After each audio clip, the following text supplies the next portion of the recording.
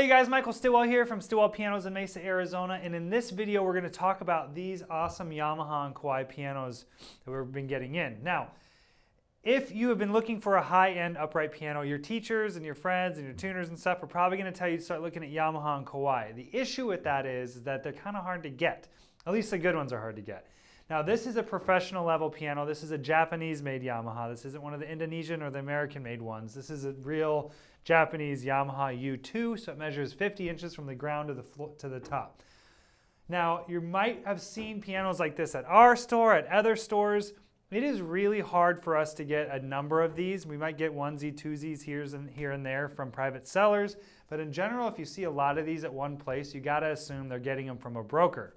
Now, the reason we can get them from brokers is because in Japan, it's culturally looked down upon to buy anything used. So you can go to Japan and get these things for like $5. Maybe not that cheap, but pretty cheap. So what companies do is they go to Japan, they buy these pianos, they fill a container, and they send them over to the UK or to the United States. And then us piano stores, we kind of refurbish them and sell them. A lot of times that doesn't even happen. Usually they just bring them in, they kind of clean them up a little bit and throw them on their floor, tune them, and sell them. In this video, we're going to talk about what we do to these pianos. Now, I'm referring to the term gray market when I'm talking about pianos that are literally coming from homes in Japan and brought to the United States. That's where that gray market term comes from. Now, what that means is that Yamaha and Kawai both claim that they dry their wood out differently for different climates, Eastern and Western.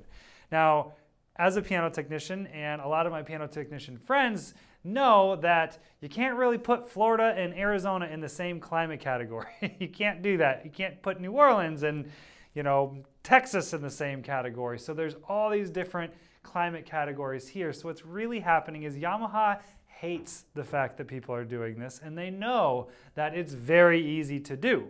You can go to Japan, buy a ton of these things, fill containers, and send them over to the US, but that kind of disrupts their US sales and their UK sales. And as a Japanese company, they're pretty intent on managing that intensely. So they don't like this. And they actually have a website where you can actually type in a serial number, Yamaha does, and it'll tell you whether it was made for the Eastern or Western climate. I won't get into the weeds with that. In my opinion, it's nothing. I would never worry about it. We warranty these pianos just fine. We've never had a warranty claim on them once. So I'm not really buying that whole different climate thing. But we do sell a lot of them, and they are worth a little bit less than the ones made for the United States market. Now, I wanted to show you how they come in, to show you the difference between buying those pianos at Stillwell and those pianos at maybe another store that's bringing them in and not going the full length that we go to. So this one just came in, and it's filthy. It's dirty. There's literally just grime and dirt all over it. We kind of lost that luster. It doesn't have that like super shiny finish anymore because of all the kind of surface scratches. You know, like when you look at your car, you see these like little swirl scratches. That's what's on pianos too, and they're all over on pianos, and it kind of makes it lose the haze. So we go through and we buff all those out with a big car buffer. Now the hardware itself is usually kind of like tarnished and looking kind of crappy, so we also clean that stuff up really well. And the logo on the front of the fall board, this isn't like that bright poppy gold that you would normally see in a brand new piano. So we buff that thing out, get all this stuff that's on the front of this just looking really, really good and new.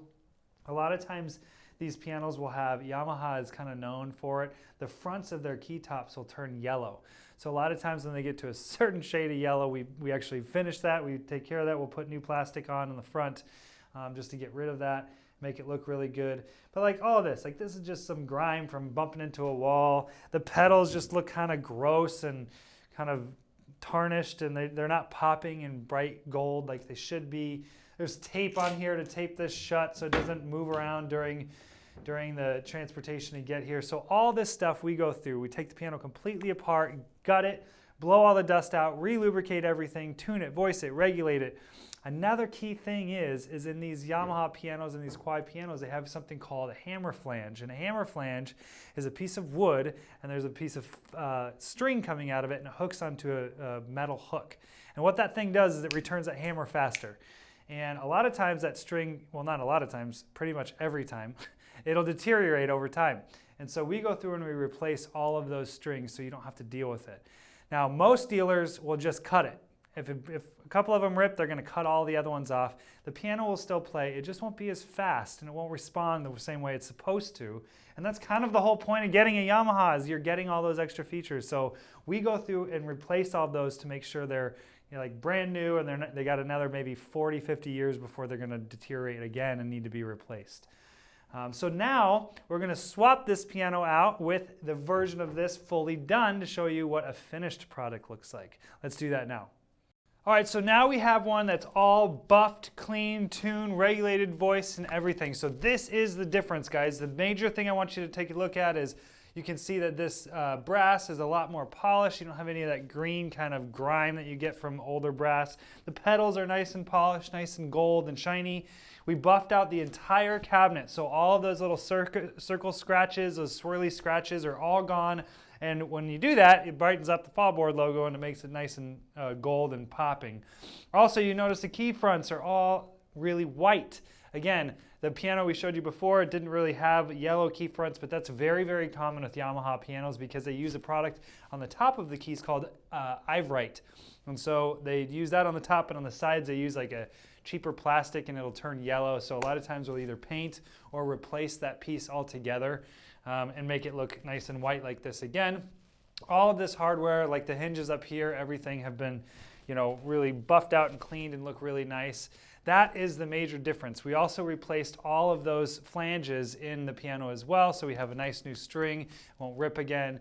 Oftentimes there's we need to replace the practice pad as well. So there's a pad inside the piano. When you push the middle pedal down and over, it drops a little pad between the hammers and the strings to make it a softer sound. And oftentimes people use that and it wears out, so we'll have to replace that as well. So guys, that's the main difference. We're gonna have Doug play a little song on one of these pianos so you can hear what they sound like.